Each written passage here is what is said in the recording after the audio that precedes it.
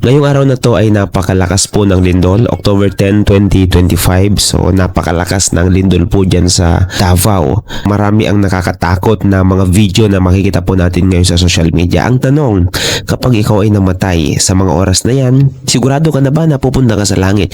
Sigurado na ka na ba sa iyong kaligtasan? Kaya ngayon gusto ko pong i-share ang tungkol sa kaligtasan at gusto ko po na makinig ka kung ikaw ay darating sa ganung punto. Dahil sabi ng Bible, ang tao po ay minsan lamang mamatay at pagkatapos ng kamatayan ay judgment. Ang ibig sabihin po ng judgment na yan ay impyerno ba o langit. Pero ako sa inyo yung share, makakapagpatunay at makakapagsigurado na ikaw ay pupunta sa langit. Ito po, ang tawag po dito ay wordless book. Wordless book dahil wala po siyang anumang salita o anumang nakasulat. Lahat po ng nandito ay mga kulay. Ang unang kulay po ay itong yellow. Ang yellow ay nagsisimbolo po ng heaven, tirahan ng Diyos. At dito sa langit, ang makakapunta lang po ay yung banal, matuwid at walang kasalanan. Ngayon, sabi po sa Biblia, lahat ng tao ay makasalanan at walang makakapunta doon sa langit. Bad news po dahil ang lahat ng tao ay hindi makapunta doon sa kinaroonan ng Ama. Dahil ito po yung kalagayan ng tao, kulay black. Ang ibig sabihin po ng black ay makasalanan. Tayong tao ay makasalanan at anumang gawin natin ay hindi makakarating doon sa kalwalhatian ng Ama. Sabi po sa Romans 6:23, sapagkat ang kabayaran ng kasalanan ay kamatayan, ngunit ang kaloob ng Diyos ay buhay na walang hanggan. Dahil tayo ay makasalanan, kabayaran to ay kamatayan at hindi tayo makakapunta doon sa langit dahil tayo ay makasalanan. Ngayon, ang requirement na pupunta sa langit ay dapat maging malinis ka, dapat maging banal ka, dapat maging matuwid ka. Kaya, ito yung susunod na kulay, kulay red. Anong ibig sabihin ng kulay red? Kulay red is blood of Jesus.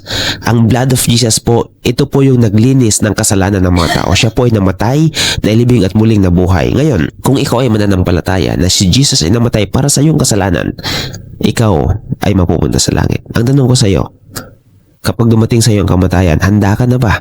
Alam kong hindi pa. At gusto mo bang maging handa? Napakadali lang po, tanggapin mo lang po si Jesus na maging Panginoon ng iyong buhay.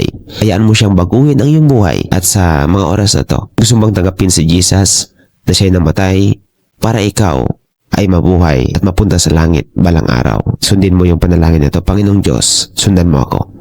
Inaamin ko na ako yung makasalanan. Hindi ko kayang bayaran ang aking kasalanan.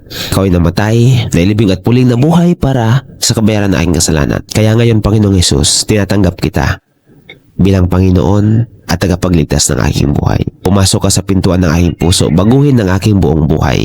At mula ngayon, gusto kitang maging Panginoon ng aking buhay. Salamat, Panginoon. In Jesus' name. Amen. Nung tinanggap mo ng buong puso ang Panginoon sa iyong puso, pinapasok mo siya sa iyong puso bilang Panginoon at tagapagligtas, ito na po yung nangyari sa iyo. Naging puti ka na po. Anong ibig sabihin ng puti? Nilinis ka ng dugo ng Panginoon.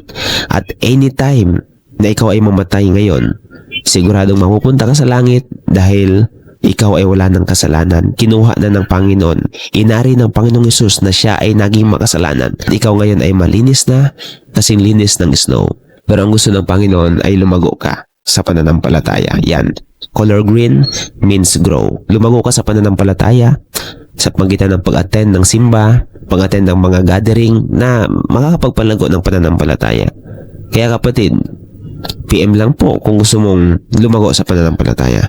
Gusto kitang ipag-pray, Panginoong Diyos na mga pangyarihan sa lahat. Sa lahat po ng tumanggap sa iyo sa mga panahon na to, inadlangin ko, Panginoon, na ikaw ang magbago sa kanilang buhay, maging hari ng kanilang buhay. Manahan ka sa kanilang mga puso at maging hari ng kanilang buhay. Lahat ng kanilang mga problema, Panginoon, in the name of Jesus, ito po ay matugunan ng solusyon. Lahat ng kanilang sakit, gumaling. At ng kanilang pagkaalipin sa kasalanan ay mapalaya sila. Salamat po, Panginoon. All this, Lord, I pray in the mighty name of Jesus. Amen.